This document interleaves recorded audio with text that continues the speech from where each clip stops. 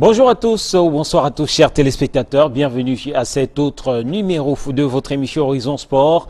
En ce premier jour du mois de juin de l'an de grâce 2018, Horizon Sport, avec notre consultant Clément Vassilius, Clément Zeko, qui va nous accompagner durant toute cette émission au cours de laquelle nous parlerons notamment d'athlétisme, de handball, de cyclisme, de karaté, de marche sportive, entre autres.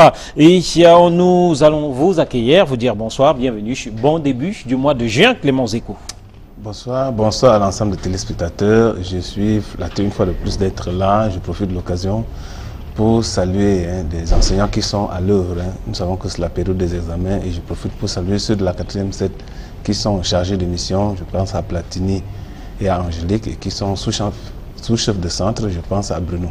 Bonsoir à tous. Voilà, et on va remercier la grosse équipe qui nous accompagne ce soir. Et on démarre avec l'athlétisme, justement. L'athlétisme et le Cameroun qui a participé au championnat d'Afrique d'athlétisme, championnat d'Afrique des clubs du côté de la République démocratique du Congo. On peut apercevoir ces images de la victoire du Camerounais Zossier en marche sportive. Les athlètes camerounais qui ont préparé ces premiers, voilà, puisque c'était la première édition de ces championnats d'Afrique de club d'athlétisme du côté de la République démocratique du Congo avec l'équipe de FAP de Yaoundé notamment qui a représenté le pays. C'était du 24 au 25 mai dernier et la bonne nouvelle c'est que le Cameroun a terminé en tête premier sur le podium pour cette compétition organisée dans la sous-région Afrique centrale et qui est l'œuvre d'un Camerounais au total. Donc 55 médailles pour le Cameroun, dont 27 en or, 28 en argent,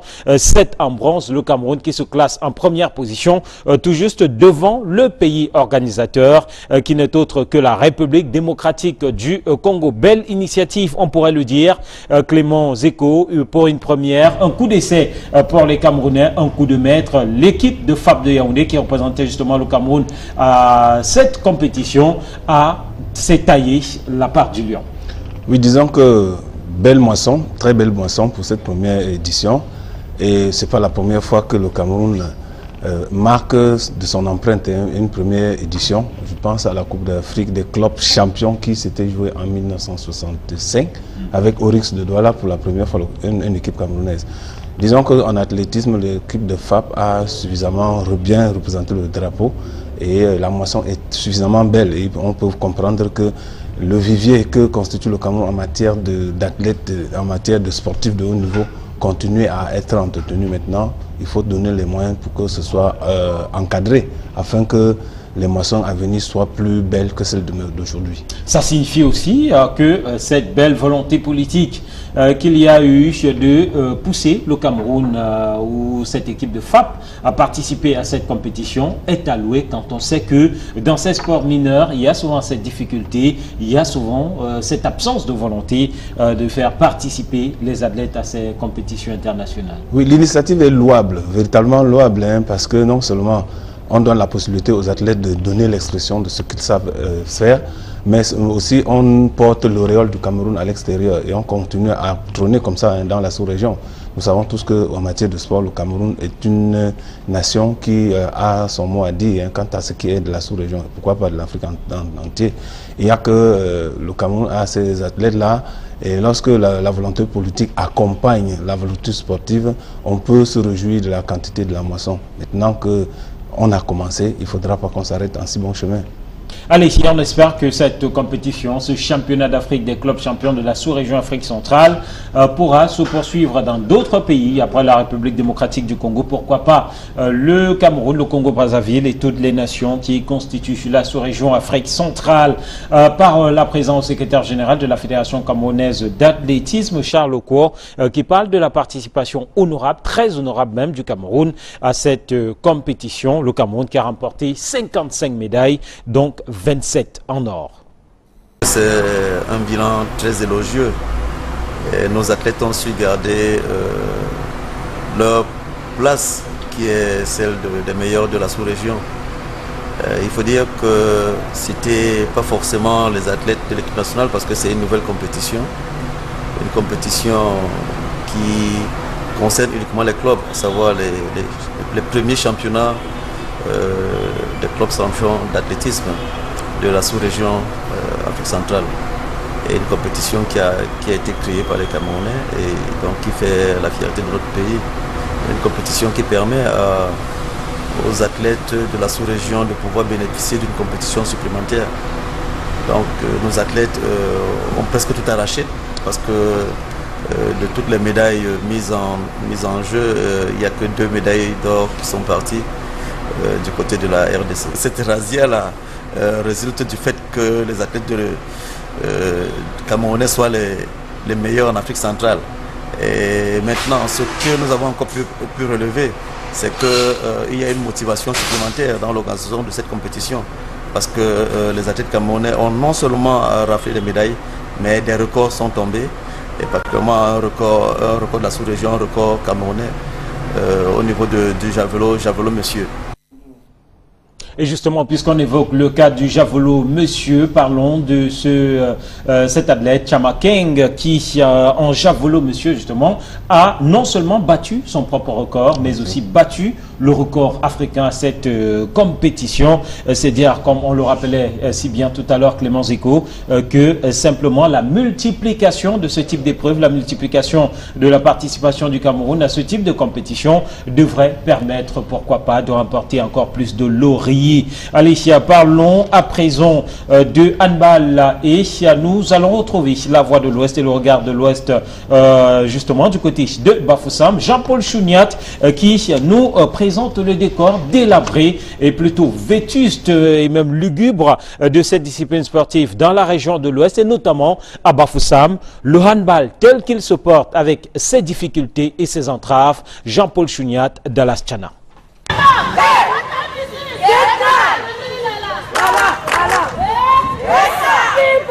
À l'instar d'autres sports dits mineurs, le handball fait partie de ces disciplines sportives qui battent de l'aile dans la région de l'Ouest.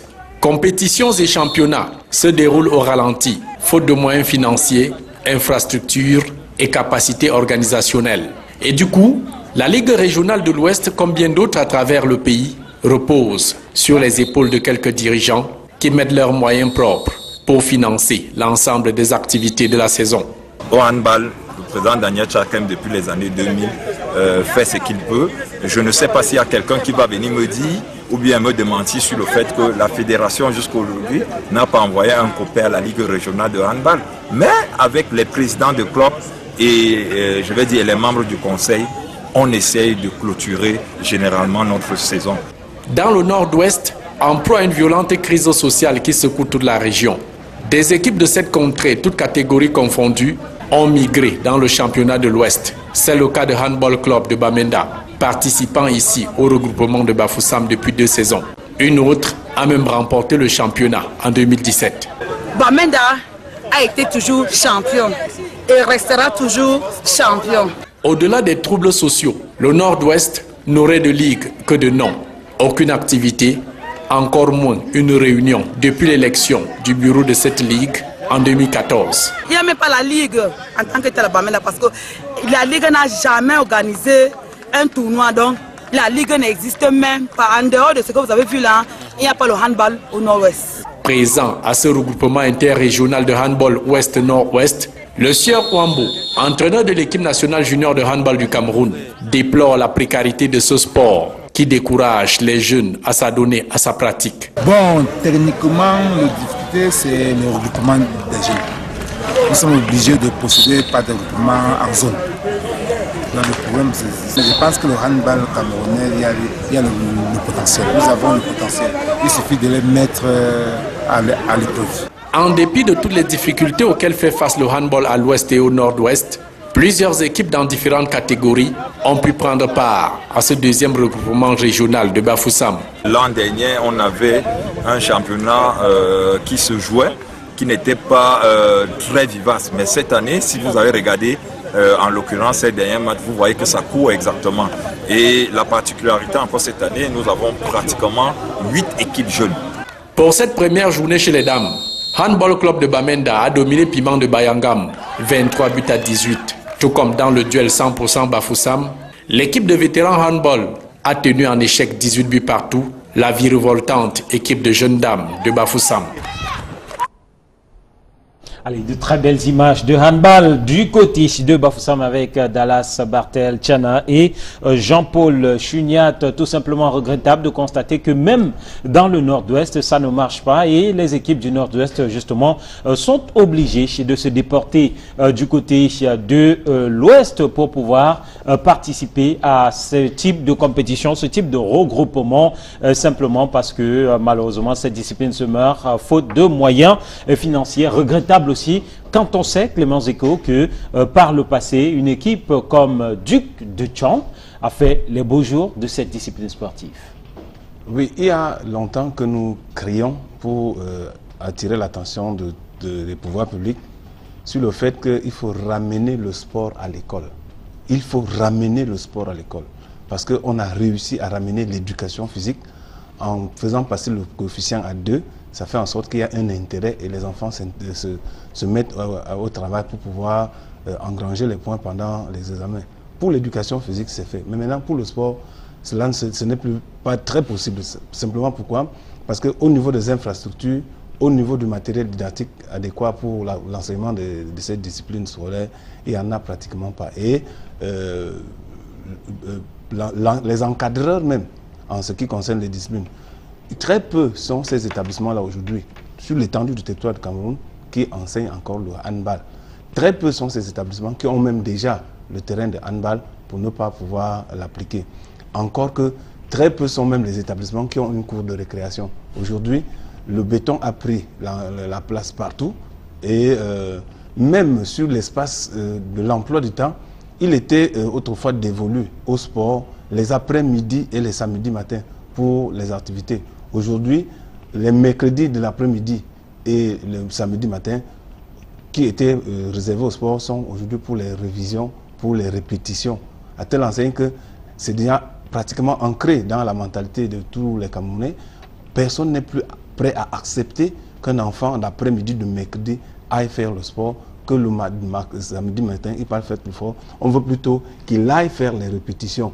Or, à trop faire les répétitions, on empiète sur le domaine du sport parce que ces espaces-là étaient réservés. Un domaine qui est important. Oui, qui étaient réservés à la pratique du sport. Donc, il faut déjà ramener le sport. Et en ramenant le sport, c'est-à-dire que l'on retienne encore la main ferme sur cet emploi de temps qui voudrait que les mercredis après-midi et les samedis matins doivent être réservés exclusivement à la pratique du sport. Si on faut faire reprendre cette mesure et ensuite maintenant que le mouvement de la construction des infrastructures dans les établissements se poursuive à telle enseigne que les infrastructures poussent à la pratique. Parce qu'aujourd'hui, le vivier, la relève du sport, aujourd'hui, se trouve être au niveau des élèves. Les élèves, il suffit simplement de les encadrer et on va en tirer un certain nombre. Malheureusement, même la fédération, qui a pour objectif de promouvoir le sport pour lequel elle a eu l'agrément, semble un peu découragée. Or, moi, je pensais que toutes les fédérations devaient être téméraires en ce qui concerne la promotion du sport pour lequel elles existent. Ces fédérations existent parce que ces sports-là doivent exister. Bon, en même temps, certains vous diront que ce n'est pas à elles de construire les infrastructures. Non, mais déjà de promouvoir. On vous dit que ça fait longtemps que la fédération n'a même pas donné au niveau des clubs. Des ligues. Des ligues. C'est extrêmement ahurissant. Mais maintenant, je pense que ceux qui nous écoutent et qui sont en charge de prendre les décisions doivent prendre au sérieux les propositions que nous faisons. Parce que pour que la jeunesse de demain continue à être aussi active, à porter les couleurs du Cameroun aussi haut que nous le souhaitons, il faut qu'à travers le sport, qu'on leur donne la possibilité. Parce que n'oublions pas, et je vais le dire, ce sera par là que je vais chuter, il y a 3 choses chez l'enfant qui vont ensemble. Son intelligence, sa croissance et son jeu. Les 3 vont ensemble. À un âge correspond un type de jeu, à un âge correspond un standard d'intelligence. Donc un enfant qui est à la maternelle a son jeu, un enfant qui est au primaire a son jeu, un enfant qui est au secondaire en a le sien, et celui qui est à l'université a son type de jeu qui va maintenant, le jeu va migrer pour devenir le sport. Et maintenant, dans le processus qui doit aider à la croissance, au développement de l'enfant, il faut que le sport trouve sa place. Aujourd'hui, force est de constater que le sport est en train d'être poussé à la portion congrue. ce qui est regrettable. Allez, parlons d'autre chose à présent en espérant que cette discipline pourra renaître de ses cendres dans cette région. Il faut dire qu'ailleurs, on se bat tant bien que mal pour exister, toujours parlant de handball avec des championnats qui évoluent bon an, mal an. Parlons à présent de cyclisme pour évoquer chez le Tour international cycliste du Cameroun et qui se déroule finalement, qui s'est finalement déroulé après le raté du mois de mars dernier chez le Tour international cycliste du Cameroun qui s'est rendu ce jour à sa 6e étape. Et il faut dire que c'est l'Ivoirien Cissé Isiaka qui est vainqueur de cette 6e étape courue ce jour entre Bafoussam Tchang et Bafoussam, étape longue de 85 km. Cissé Isiaka, habitué de cette compétition au Cameroun, qui remporte donc cette étape. Il faut dire que ce n'est pas la première fois que cet Ivoirien remporte une étape du Tour international cycliste du Cameroun. On rappelle aussi que la 7e étape longue de 93 km va se courir demain entre Tonga, Banganté et Tonga. Et le maillot jaune est porté par le Rwandais Bonaventure Umzeina. Voilà donc pour cette course qui s'achève dimanche prochain avec l'étape qui va aller de Bafia à Yaoundé pour l'apothéose donc au boulevard du 20 mai. Le tour cycliste qui se déroule malgré les difficultés. On se rappelle que pour l'étape de Douala, eh bien, on a été obligé de raccourcir quelque peu, alors de changer le format de cette course et de le ramener en simple circuit en raison de la vétusté ou du mauvais état des routes. Oui, la voirie de Douala a justifié ce report. On peut aussi pousser un ouf de soulagement et se sentir un peu à l'aise simplement parce que le Tour du Cameroun s'est tenu. N'oublions pas que ça avait été prévu avant, mais pour des raisons de finances et de disponibilité des fonds, ça a été annulé de la veille. Maintenant que ça se tient, on se rend compte effectivement que, et comme nous le disions, même en cyclisme, il y a de la matière. Lorsque on se mesure aux autres, on se rend compte qu'on peut, si un temps soit peu, on se donne un peu plus de moyens pour encadrer. Le Tour cycliste a eu un souci à Douala et on l'a relevé avec les intempéries et la voirie, il ne faut pas aussi oublier ça. Maintenant que ça a pris le chemin de l'Ouest, on a vu au niveau des grimpeurs, ceux qui ont beaucoup d'amiabilité dans ce secteur-là, les Rwandais en l'occurrence. On a vu que les Ivoiriens qui ont pris l'étape de Bafoussam Tchang sont des habitués de la course. Demain, je pense que l'étape Tonga, Banganté, Tonga, et je profite pour saluer Alain Bego qui est à Tonga. Je salue toute la population de Tonga qui nous regarde parce que c'est un très beau village. Donc, ils auront l'opportunité de vivre en direct. C'est un peu chaud. Peut-être, pourquoi pas. Par moment, il faut l'être parce que sur chaque ventre, il y a un nombril. Donc, Tonga va être honoré et nous serons tout attentifs de voir qui et comment ça va se passer là-bas. Allez, c'est une compétition dont nous ferons le bilan vendredi prochain dans le cadre donc, de cette même émission Horizon Sport. Parlons de karaté pour évoquer donc, le 4e arrondissement de la ville de Douala qui a été donc, le temple du karaté avec une compétition organisée par la mairie de ce côté-là, et bien entendu quelques responsables de la fédération, notamment Maître Makone, ceinture noire 3e dan, avec la mairie donc de Douala 3e, Douala 4e, une compétition baptisée Douala 4 Sport. Voilà, donc on va écouter les responsables de la mairie et les organisateurs de la Fédération camerounaise de karaté qui parlent de cette compétition au micro de Raoul Taboufoué. Ce que nous avons eu ce matin autour de 300 marcheurs, la compétition de karaté, nous sommes autour de 250 participants. Donc je crois que pour une première édition, nous sommes vraiment satisfaits. Vous savez, la pratique du sport nous éloigne des hôpitaux. La pratique du sport, c'est notre santé en fait. Donc j'invite simplement les populations à pratiquer du sport. I want to thank you, Miss Fortune, for coming to the Douala 4 municipality, and that by your coming, you have encouraged us to also encourage sports. And I want to thank this sports center for their effort, for the initiative. We have seen competition today, which is at the level, at an international standard. and we think that they will go ahead to challenge the rest of the world and bring back medals to the honor of Cameroon. Thank you. On peut apprécier la qualité du tatami. Oui, cette infrastructure, elle est adéquate. Et là-dessus, l'enfant s'exprime avec aisance. La qualité technique, l'aisance technique, l'habilité se fait voir. Et puis, en grandissant, on peut avoir les mêmes habiletés. Ça fait en sorte qu'il faut qu'on cesse de nous clochardiser parce que on croit que ça, il faut, je ne sais pas, faire comment pour en entrer en possession.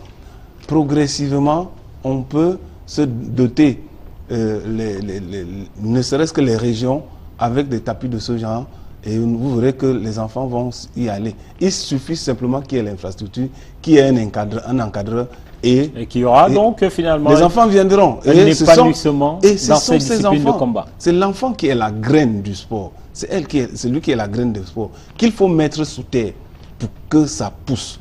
Or, si on ne met pas cette graine sous terre, en lui donnant les fondamentaux nécessaires dans un environnement adéquat pour que demain ça produise, nous serons toujours contemplatifs de ce qui se passe ailleurs, alors que nous avons les moyens d'être à notre tour contemplés, pourquoi pas. Allez, comme vous le dites si bien, ouvrons à présent notre dossier consacré aux préparatifs de la Coupe d'Afrique des Nations Cameroun 2019. Dossier qui va nous permettre de nous rendre tour à tour sur les chantiers de construction du côté de l'Ouest et dans la région du littoral. C'est la première partie donc de ce dossier que nous vous livrons ce soir.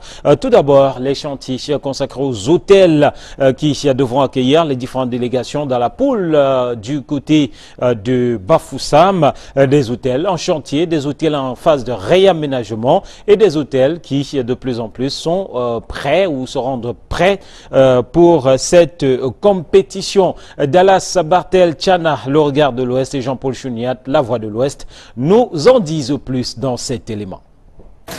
À quelques semaines de la descente de la 3e mission d'inspection de la CAF à l'Ouest Cameroun, le président du comité régional de la CAN 2019 et tout son staff préinspectent les chantiers de construction des hôtels devant héberger les équipes et délégations étrangères attendues dans la poule de Bafoussam. Dans son tour des différents sites, le gouverneur Wafonka Augustine et son équipe démarrent par l'hôtel La Vallée de Bana, en pleine réflexion depuis qu'elle a été retenue parmi les infrastructures de la CAN 2019. La Vallée de Bana, confirmée par la CAF, fait peau neuve pour s'arrimer aux standards internationaux. Chambre à coucher, salle de sport et massage, restaurant, salle de conférence, chaque compartiment connaît une cure de jouvence. Dans l'extension de l'hôtel. Oui, combien de chambres? Actuellement, nous avons 6 boucaros, 2 suites et un studio. C'est la phase de finition. Oui. Là, vous avez la lingerie. Oui. Avec des bureaux dessus. Oui. C'est une chambre. Tout est fait. Oui, je vais voir ça tout à l'heure. En plus d'un paysage pittoresque à perte de vue, les délégations logées ici disposeront d'un espace de loisirs constitué de cours de tennis, piscines et attractions diverses. Deuxième escale du président régional du Kokan Ouest, le complexe hôtelier de Nkep, dans l'arrondissement de Bangou. Le site grouille d'engins et de machines. Manœuvres, techniciens, contremaîtres et ingénieurs travaillent à la vitesse grand V pour mettre debout des bungalows. Restaurants, salles de conférence, ateliers de sport, salles de massage, espaces de loisirs, piscines, autres aires de jeux et jardins. Et à plus de 500 mètres du cœur de la citadelle, l'on annonce la sortie imminente de terre d'un stade d'entraînement qui fera de tout cet endroit un complexe futuriste, pas comme les autres. En plus de l'hôtel Zingana déjà retenu, le gouverneur Wafonka Augustine a visité un 3e hôtel en chantier à Bafoussam. Le long de tout ce trajet, sur ses lèvres, une seule recommandation: accélérer les travaux jour et nuit avant l'arrivée des inspecteurs de la CAF dans quelques semaines. Voilà donc pour ces hôtels du côté de l'Ouest, plutôt belle surprise au regard de ces images, Clément Zeko. Oui, c'est vraiment, c'est bien et il faut continuer. Il ne faut pas dormir sur ses lauriers. Nous sommes en train de remarquer que le sport est une industrie qui peut participer très facilement au développement.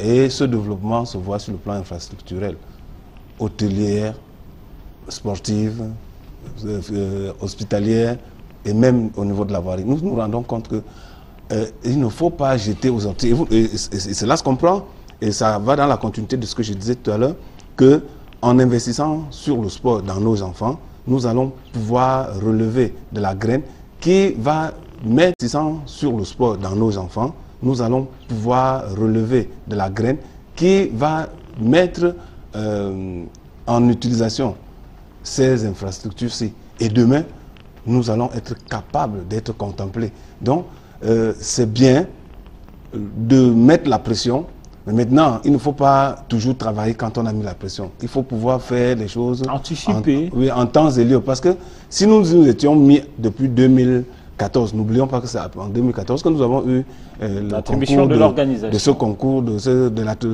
l'organisation de cet événement.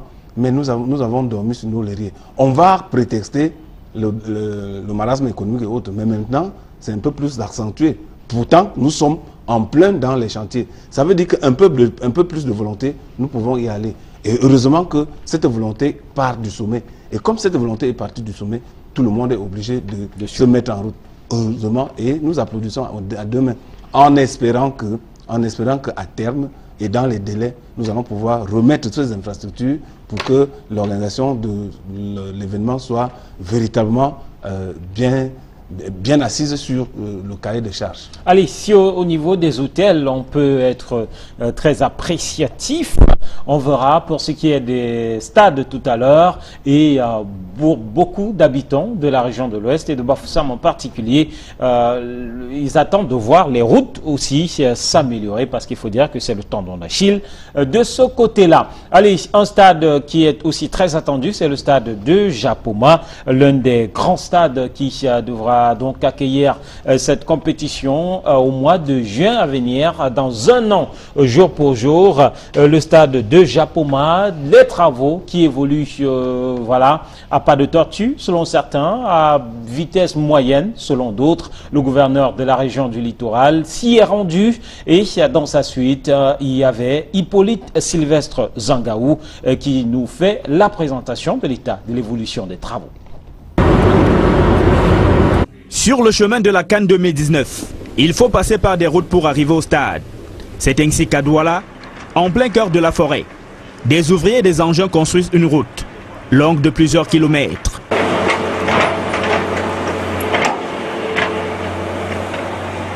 C'est une route qui va du stade de Japoma jusqu'à quelques kilomètres du pont sur la Dibamba. L'objectif ici est de multiplier les voies d'accès au stade afin d'éviter les embouteillages. Le niveau d'avancement des travaux est d'environ 15%. De la route au stade, nous sommes toujours sur le chemin de la CAN 2019. Voici que s'ouvre à nous le complexe multisport de Japoma. Ici, les tribunes Est et Ouest ont déjà pris forme.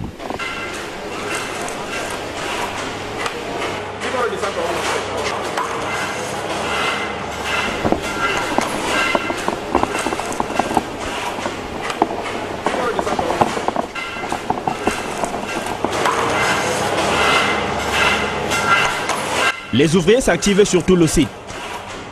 Le chantier doit être livré en décembre 2018. Un tour à l'intérieur nous conduit dans les couloirs qui mènent au vestiaire. Là aussi, les ouvriers sont à la tâche. Après quelques minutes, nous nous glissons dans les vestiaires en chantier. Difficile d'imaginer à quoi ils vont ressembler le moment venu. Tout ici, et encore sans ce dessus-dessous. Du haut des tribunes, on a une vue plus large du site.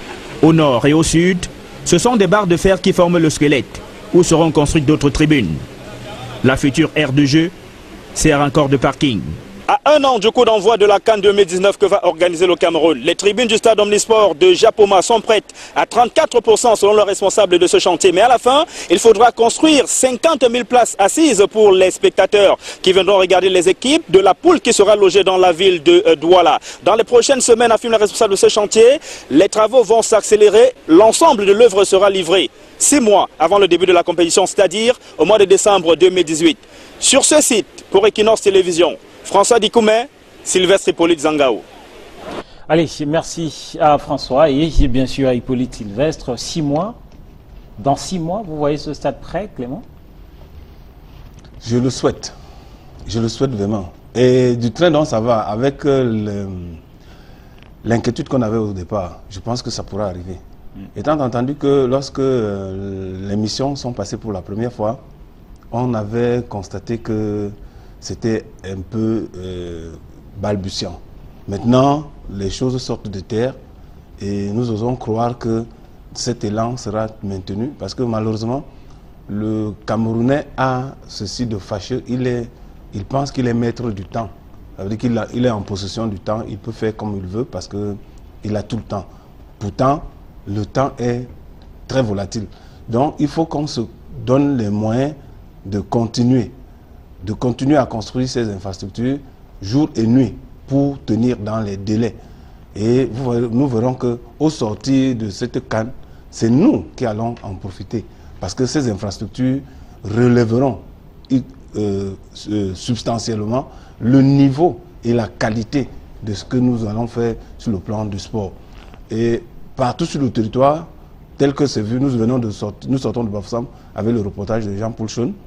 Nous revoyons avec celui de Hippolyte que effectivement les hommes sont à pied d'œuvre. Mais maintenant, il faut continuer à mettre cette pression. Parce que c'est de cette pression-là seulement que pourra sortir la ponctualité.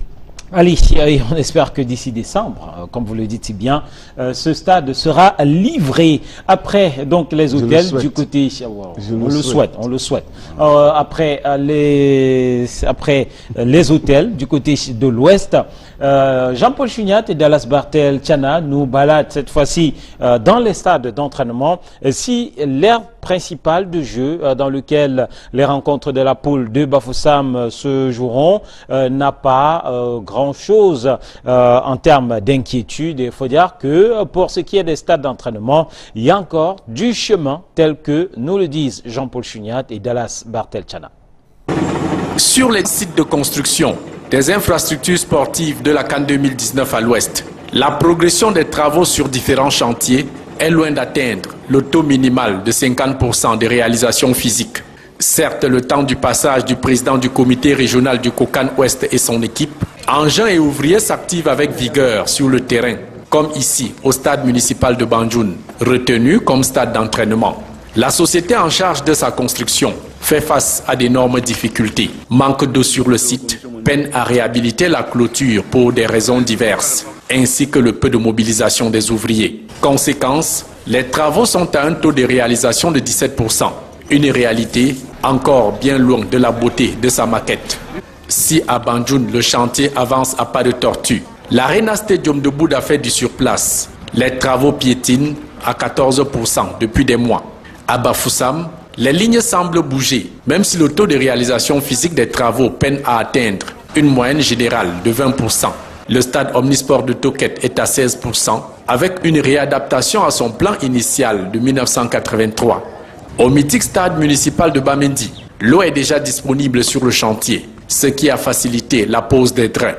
À l'évaluation de l'infrastructure qui reposera ici, un mur de soutènement non prévu dans le cahier des charges va certainement rallonger le délai de livraison de ce chantier encore à 17% des réalisations physiques.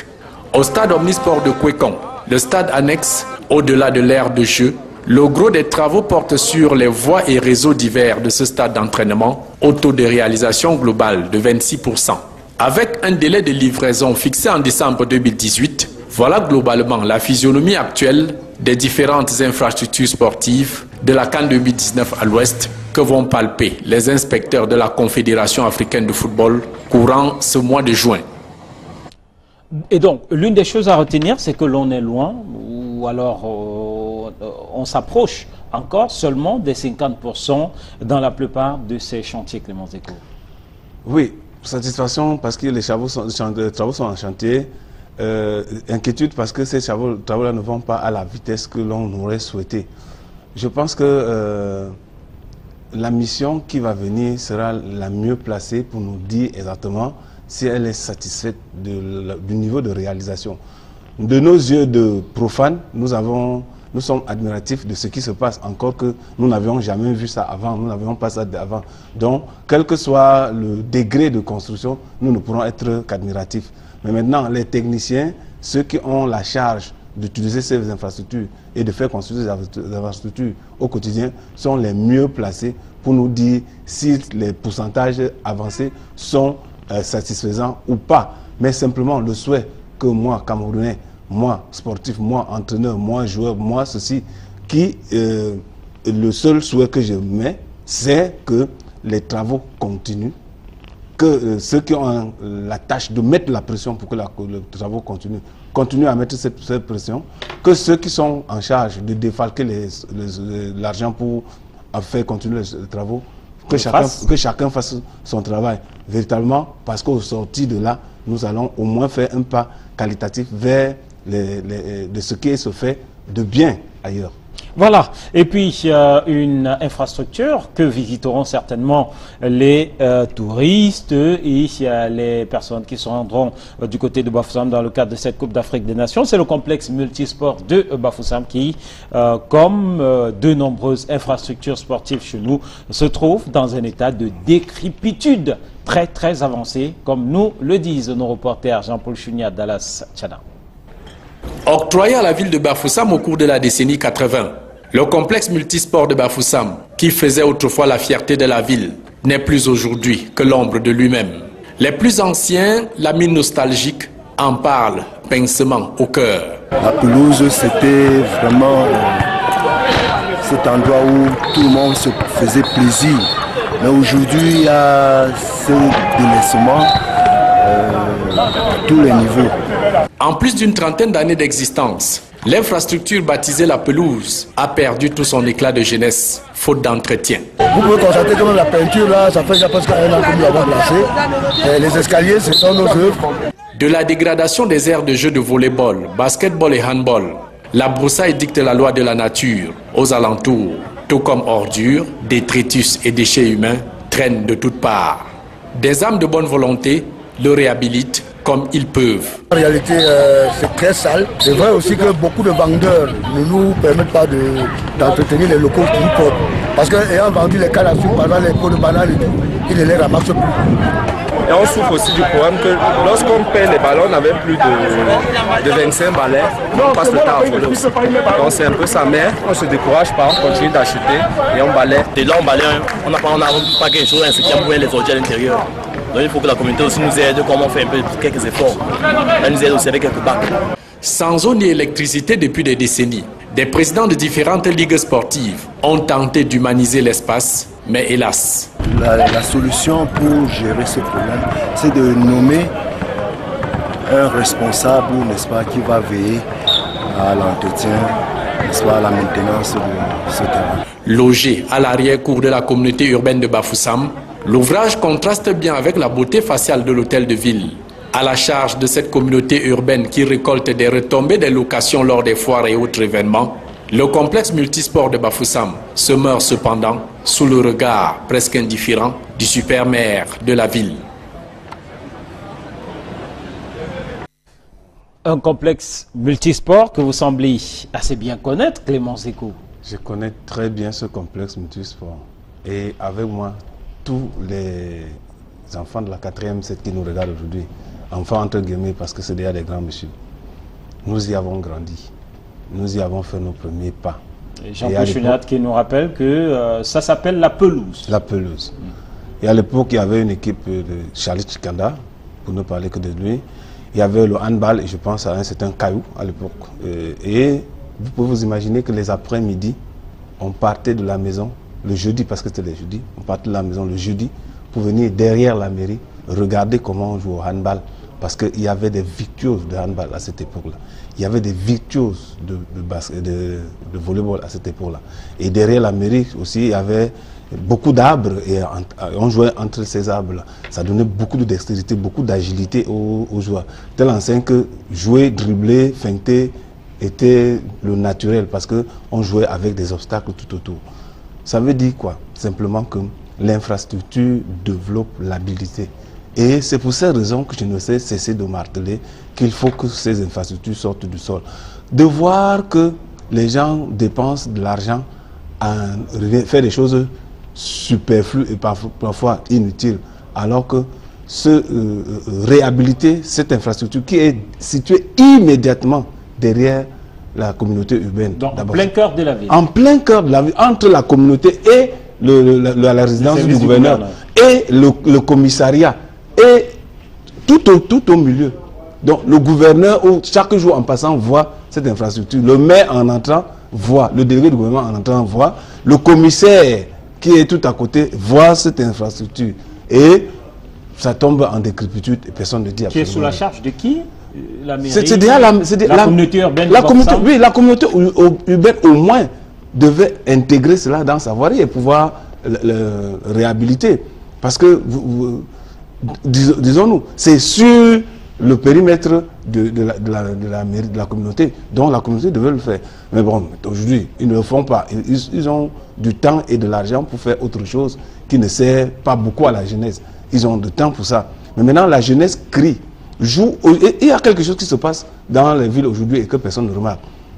Chaque fois qu'il y a la moindre occasion, les enfants bloquent la rue et jouent sur du goudron. Ils jouent sur du goudron. Il suffit qu'il y ait la moindre occasion. C'est pour dire que, messieurs, vous qui nous gérez là, nous n'avons pas d'espace pour jouer. Nous allons jouer.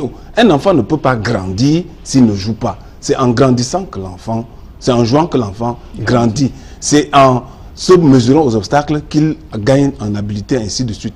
Donc, il faut que l'on comprenne que le sport, le jeu, ce n'est pas du superflu. Non, c'est même à la limite, c'est de l'indispensable. C'est dessus qu'il faut greffer la croissance de l'enfant. Croissance dans tous les termes. Parce que pour développer une intelligence, il y a des jeux pour développer l'intelligence. Donc du jeu au sport. Je veux dire quoi? Non, véritablement. Prenons conscience de notre environnement. Tenons compte de la jeunesse que nous voulons faire pour demain. Qu'est-ce que cette jeunesse va faire? Dans un pays comme le nôtre, où nous sommes un vivier, il y a un vivier de sportifs, que l'on laisse ces enfants à la vindicte comme ça, simplement parce qu'on a négligé les infrastructures, véritablement ça fait mal. Nous avons eu la chance, peut-être nous, parce qu'en grandissant, c'était là. Mais ceux qui sont venus après nous, rien du tout. Dans cet état de... Et aujourd'hui, c'est pas surprenant qu'à Bafoussam, pour ne prendre que c'était de Bafoussam, qu'à Bafoussam, que le sport soit en train de se mourir. En tout cas, que le sport soit tel qu'il se porte en ce moment. Allez, si on est sorti de ce dossier des infrastructures sportives pour ouvrir à présent sur la Ligue 1 qui était rendue à sa 22e journée et nous allons nous attarder sur une rencontre, celle-là qui a opposé Unisport du Ouakam à Young Sport Academy de Bamenda. Rencontre très importante au cours de laquelle on s'attendait à voir forcément une équipe de Young Sport donner du fil à retordre à Unisport du Ouakam, une rencontre qui s'est déroulée justement sur ce stade boueux, puisque avant la rencontre, et d'ailleurs la pluie a grandement impacté sur le match, la pluie qui s'est longuement abattue sur la ville de Chang avant de Bafang, autant pour moi, avant ce match, et finalement il a fallu attendre que cette pluie baisse en intensité pour que le match soit lancé et que au terme de la rencontre, les deux équipes se séparent sur le score d'égalité, un but partout entre les deux formations. Je vous propose d'écouter les deux acteurs de cette rencontre, deux joueurs donc qui s'expriment au micro de nos reporters du côté de Bafang, Andy Gagnou, Alain City bien entendu, qui parle donc de ce match et notamment de ce nul de cette victoire plutôt de Unisport du Ouakam, 2-1 sur Young Sport Academy de Bamenda. Très satisfait, très vraiment fier de cette victoire. Nous voulons vraiment ces 3 points cet après-midi, puisque c'est très difficile au classement et vu notre situation, il fallait vraiment qu'on prenne ces 3 points cet après-midi et Dieu merci, nous avons pu. Alors 9 contre 11, vous avez beaucoup gagné ce match?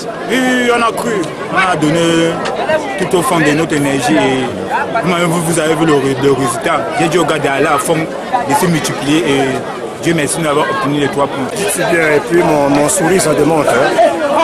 une victoire à la maison cet après-midi. Il était question qu'on ait cette victoire pour vraiment qu'il y ait la sérénité à la maison, parce qu'en cas de défaite, je pense que le doute devait s'installer quelque part. Et Lyon Sport, ce n'est plus à parler. Hein, je pense que depuis 5 ans, c'est une équipe qui joue bien au ballon, c'est une équipe qui développe bien.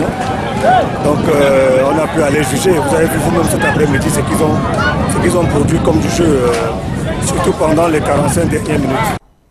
Voilà donc côté Unisport du Honcam, on savoure ces 3 points qui permettent à la formation d'améliorer son classement. On le voit tout à l'heure. Pour le moment, parole à Young Sport Academy de Bamenda. Forcément de ce côté-là, déception après cette défaite du côté de Bafran.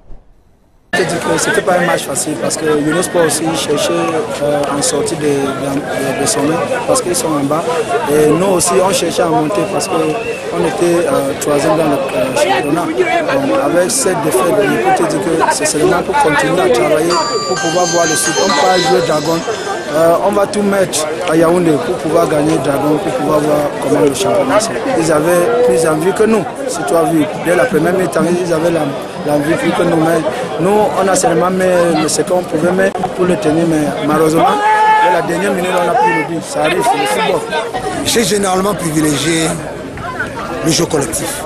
Chez moi, les individualités, c'est pas, n'est-ce pas, mon fort. Je fais le maximum pour que l'équipe travaille et dans l'organisation du jeu et de l'autre côté dans la récupération collective du ballon. Donc c'est ce que nous avons l'habitude de faire pour, n'est-ce pas, permettre que l'équipe peut, n'est-ce pas, à chaque fois, quand on peut. C'est dommage parce qu'aujourd'hui, il y avait le terrain qui ne s'y prêtait pas pour une élaboration vraiment bonne et conforme, mais c'est pas très grave parce qu'on a quand même fait l'essentiel. Allez, c'est une équipe de Young Sport Academy de Bamenda qui piétine depuis le début de la phase retour.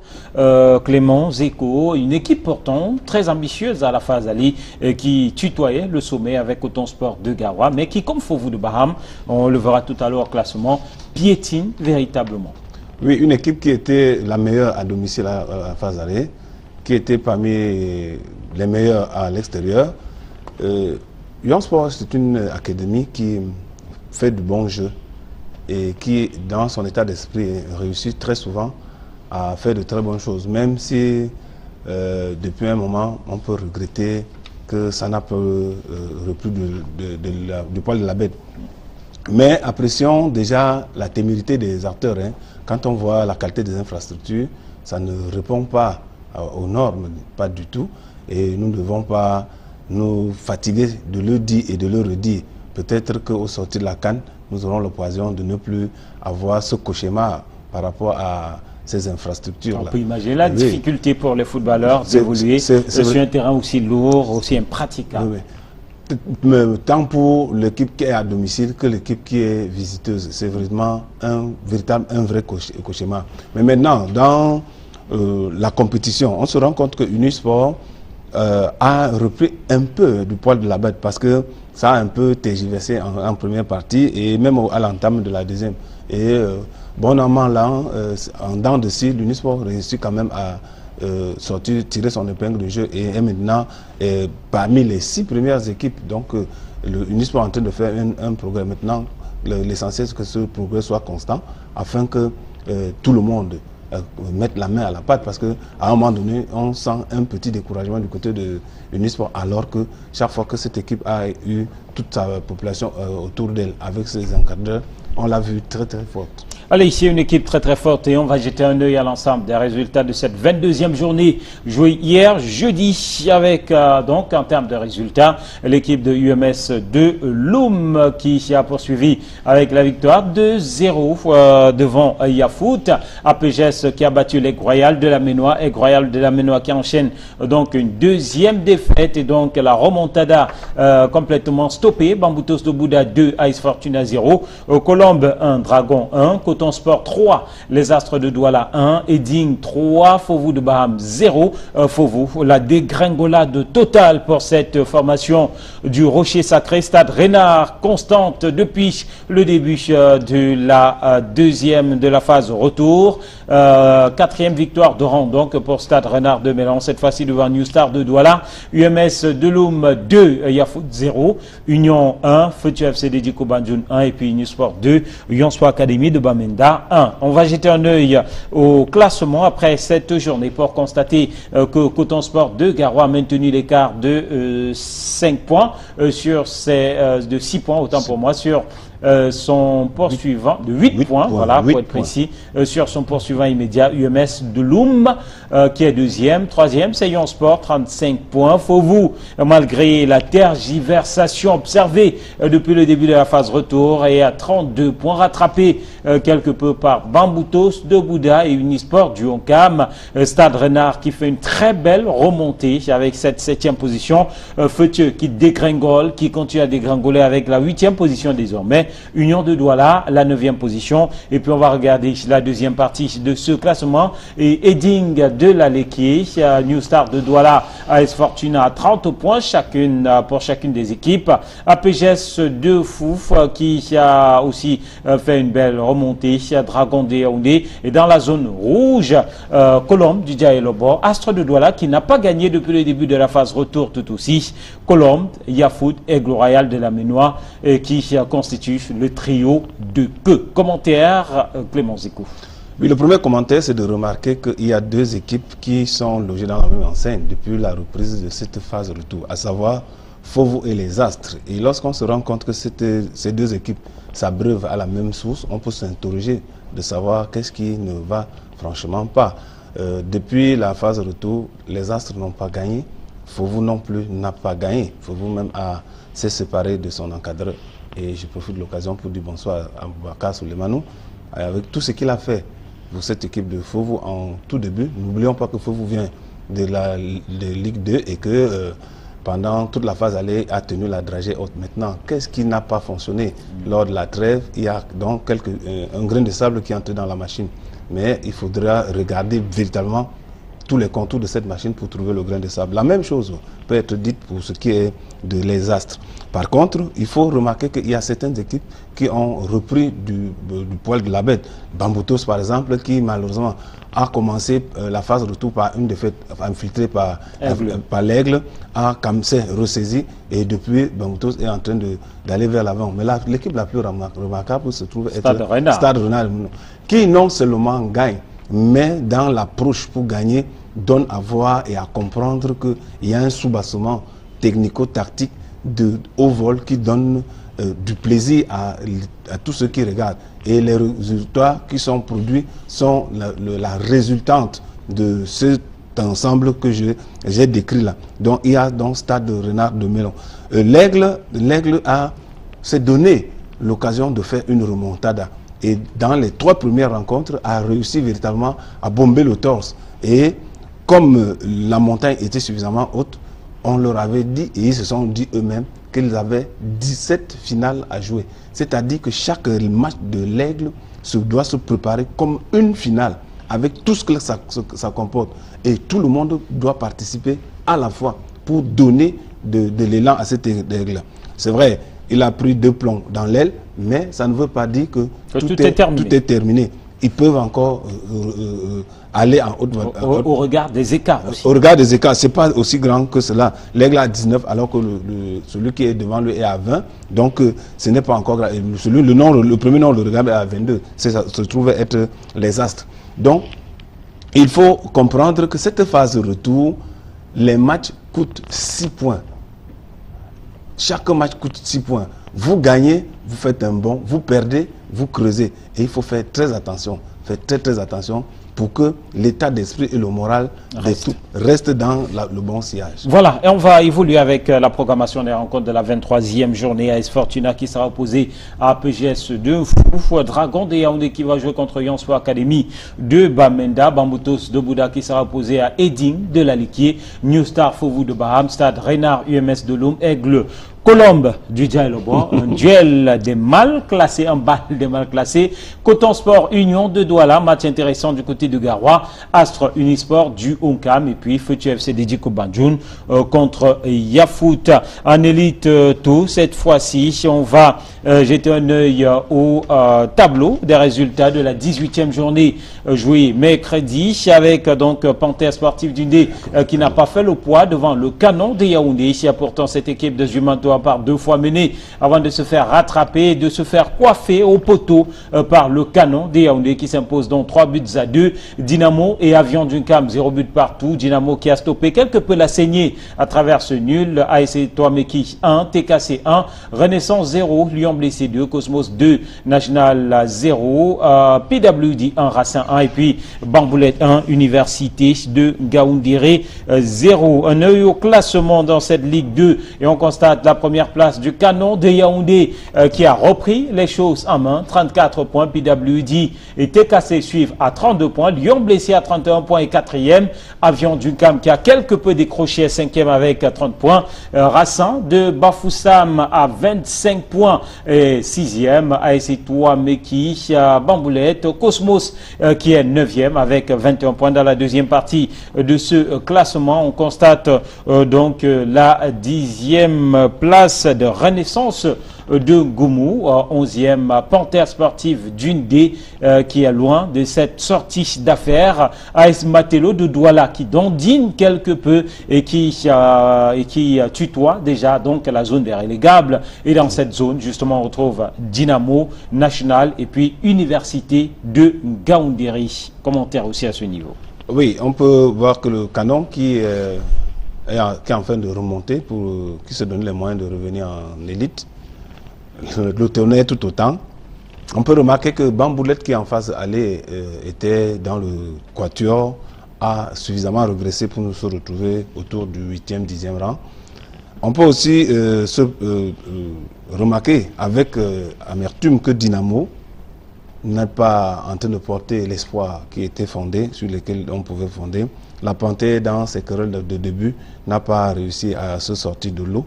Et malheureusement, ça donne à voir que les ambitions nourries au départ ne peuvent pas être tenues si un temps soit peu. On ne se donne pas les moyens de rebomber le torse. Le seul novice, Avion d'Unkam, qu'il faut féliciter parce que cette jeune équipe est en train de tenir la dragée haute à ses aînés, parce qu'il faut remarquer qu'en dehors de Avion et même Toameki, toutes les autres équipes de cette division, peut-être de Bamboulette, sont les anciens pensionnaires de l'élite One, donc c'est des équipes qui savent à quoi s'en tenir. Donc les fortunes sont diverses et comme je disais, et comme c'est d'habitude, en cette seconde phase, tout comme en élite 1, ce doit être un match pour 6 points. Et lorsque vous avez fait 2 ou 3 matchs que vous avez gagné, vous sortez du lot et vous commencez à tutoyer le haut du tableau. La preuve, ce qui se passe avec le Canon et le Tournai aujourd'hui. Tout simplement. Et on va bientôt sortir de cette émission. 2 reportages pour nous permettre d'y aller. Il y a tout d'abord le chronogramme de la Fédération camerounaise de football et le prochain président de la FECAFOOT sera connu au mois d'août prochain. Des assurances ont été données dans ce sens par le président du comité de normalisation, Dieudonné Apié, qui était maître Dieudonné Apié, qui était face à la presse, donc face aux journalistes, qui a déroulé ce programme qui va aller de l'adoption des textes renvoyés par la Fédération internationale de football association à l'élection des bureaux dans les organes décentralisés et même au niveau de l'exécutif de la Fédération camerounaise de football. Plus de détails dans ce reportage de Aïk Cyril. Il y a quelques jours, la FIFA a renvoyé au Cameroun les statuts réécrits de la Fédération camerounaise de football. Le comité de normalisation annonce une vaste campagne de vulgarisation devant aboutir à l'adoption des nouveaux statuts le 23 juin 2018 au niveau national. Nous avons une feuille de route pour les 3 mois à venir. Nous allons commencer la vulgarisation des projets de statut auprès des acteurs du football dès demain 1er juin 2018. Ce qui conduira la convocation de l'Assemblée générale de 2009 qui examinera et adoptera ces nouveaux statuts. Ceci est prévu pour le 23 juin 2018. L'Assemblée de 2009 est donc retenue pour l'adoption des textes de la FECAFOOT. Et pour ce qui est des clubs appelés à prendre part au processus, le comité de normalisation fixe également les règles. Il s'agit des clubs ayant régulièrement participé au championnat amateur de la saison 2011-2012 et participer au championnat en cours de la saison 2017-2018. Donc les deux critères sont cumulatifs. Après l'adoption des statuts et du code électoral au niveau fédéral, le 23 juin 2018, les ligues départementales prendront le relais du 29 juin au 1er juillet 2018 avant les ligues régionales le 6 juillet 2018. Du 8 au 12 juillet 2018, les candidatures seront reçues au niveau départemental pour des élections prévues du 16 au 24 juillet. Du 25 au 28 juillet 2018, les candidatures sont reçues au niveau régional et les élections prévues le 3 août 2018. Les candidatures au niveau national sont reçues entre le 4 et le 9 août. L'élection fédérale, quant à elle, programmée le 17 août 2018.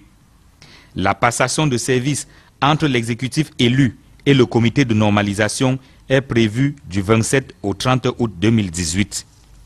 Plus rien ne semble arrêter le comité de normalisation de la FECAFOOT qui annonce la fin de sa mission effectivement le 31 août 2018. Nous sommes enfin heureux de vous annoncer que le 31 août 2018, notre mission s'achève. Au-delà du chronogramme de renouvellement des organes de la Fédération camerounaise de football, le comité de normalisation a également rendu public un programme de revue des procédures et des performances administratives et financières de la FECAFOOT. Voilà donc pour ce chronogramme à la FECAFOOT. Rapidement, un mot dessus, Clément Zeko. Oui, tel que le chronogramme est déroulé, les choses semblent se passer. Se précisent, oui, au moins on a des précisions. Mais lorsqu'on a étudié un temps soit peu le tsunami, lorsque vous êtes à la plage et que l'eau se retire un moment, il faut vous inquiéter parce que l'eau qui se retire, lorsque cette eau-là va revenir, il y aura des ravages. Depuis qu'on a annoncé ce chronogramme depuis hier, il y a un calme à la limite plat qui se fait sur l'ensemble du territoire. Un calme inquiétant selon vous. Mais maintenant, comment est-ce que ça va se passer? Parce que pour moi, je pense que tout pourra bien se passer au lendemain de l'adoption des textes. Il faut d'abord que les textes soient adoptés. Et maintenant, pourquoi les textes ont retardé à revenir de la FIFA? Tout le temps que le texte est resté là-bas, c'était pourquoi? Qu'est-ce qui justifiait ce retard-là? Aujourd'hui que le texte revient, et la FIFA nous avait prétexté qu'il fallait changer la loi nationale pour pouvoir l'arrimer à la loi internationale. Chose qui n'a pas été faite. Maintenant, sur quelle base a-t-on refait les nouveaux textes? Sur la base du texte projeté ou la loi projetée ou la loi en vigueur. Maintenant, il y aura un souci. On le saura en tout cas au niveau de l'adoption. Et c'est au niveau de l'adoption. Et c'est pour cette raison que c'est vrai, il y a une accablement. Même moi, j'ai quelques petites inquiétudes que j'essaie de mettre comme ça. Mais tout le souhait que on a, c'est vraiment voit le bout du tunnel. Une fois et définitivement qu'on sorte de l'auberge. De l'auberge. Alors, le Cameroun a joué son match amical dimanche dernier contre le Burkina Faso. Défaite 0 but contre 1 avec un pénalty manqué. Pour sortir de cette émission, nous vous replongeons pas dans l'ambiance de ce match amical à oublier le plus rapidement possible puisqu'il y a eu beaucoup de choses négatives autour de cette rencontre, des choses sur lesquelles certainement nous aurons l'occasion de revenir. Mais pour sortir de cette édition, des choses plutôt heureuses, nous vous plongeons dans le inside, nous vous présentons des images que pour certains, vous n'aviez pas encore vues du Sacre des Lions, du retour triomphal du côté de Yaoundé. Question, voilà, de se rappeler quand même que c'est des Lions qui nous ont fait rêver, c'est des Lions qui nous ont fait jubiler. Voici ces images.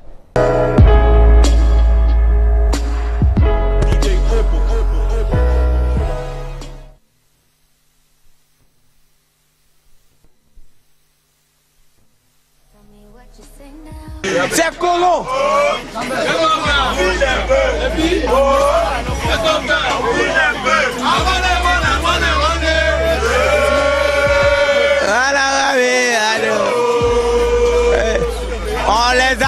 ça cadeau. Je n'entends rien. On les a fait ça cadeau. Oh, oh, oh, yo. Quand on les a fait, c'est un bon français. C'est le...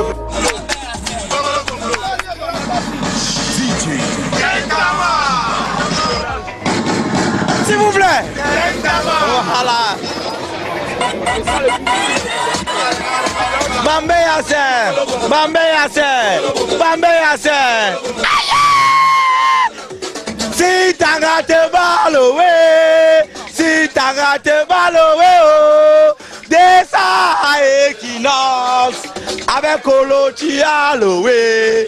Si t'as raté Baloé, si t'as raté Baloé, descends à la rue de la joie avec Colo Chialoé.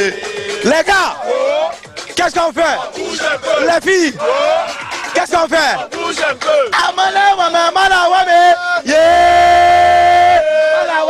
Ah non, je n'entends rien.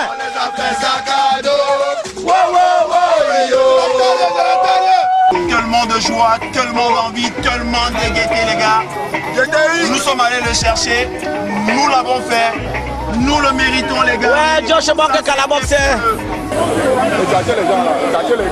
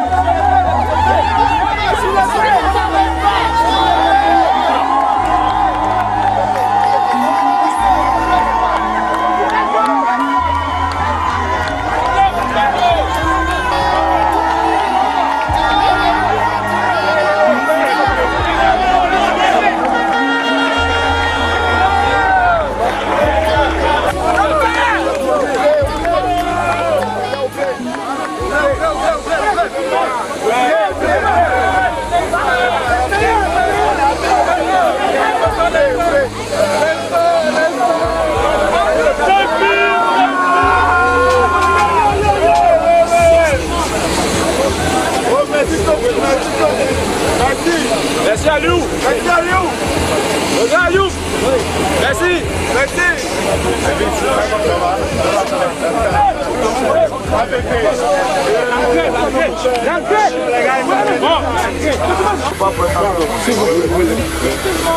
Je dois remettre ça à quelqu'un. C'est le...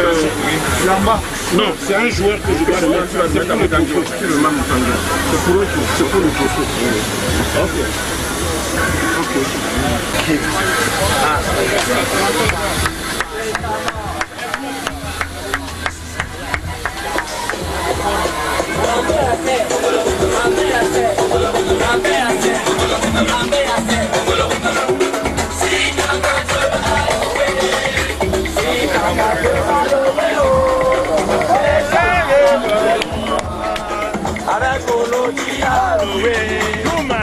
Merci le gars.